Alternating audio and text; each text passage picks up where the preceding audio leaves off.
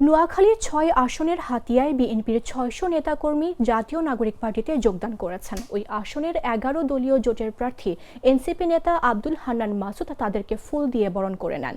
বৃহস্পতিবার জাহাজমারা ইউনিয়নের সাতকানের বাড়িতে শাপলাকলির এক উঠান বৈঠকে এই যোগদান অনুষ্ঠানের আয়োজন করা হয়। অনেক শক্তিশালী নেতার মুখের উপর বলে দিচ্ছে তারা আমার জন্য রিস্ক নিচ্ছে। আমি কথা দিচ্ছি, আমি হাতিয়াকে সেভাবেই গড়ে দিব ইনশাআল্লাহ।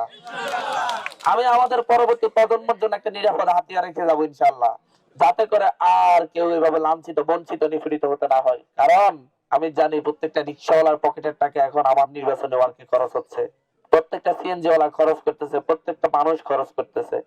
এই পরিবর্তন আমি আপনাদেরকে এনে দিব ইনশাআল্লাহ। আপনারা যারা আজকে থেকে সঙ্গ দিচ্ছেন, দেখেন আপনারা সম্মানিত হবেন। কখনো কোনো দল করে অন্য দল করে হয়তো লাঞ্ছিত হয়েছেন, কিন্তু আমি বলছি আপনারা নির্যাতিত হতে পারেন কিন্তু সবসময় সম্মানিত হবেন।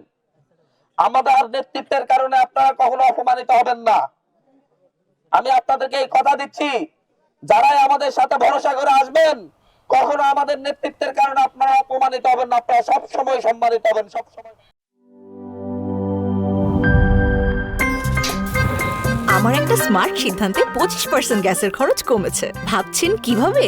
সাধারণ গ্যাস স্টোভ বদলে আমি এনেছি আরএফএল গ্যাস স্টোভ। এর সাইন্টিফিক নজল ও ব্রাস বার্নার ক্যাপ সমানভাবে তাপ ছড়িয়ে রান্না করে দ্রুত, তাই গ্যাসও বাঁচায় 25%, টাকাও বাঁচে 25%। আরএফএল গ্যাস স্টোভ নিরাপদ ও গ্যাস সাশ্রয়ী।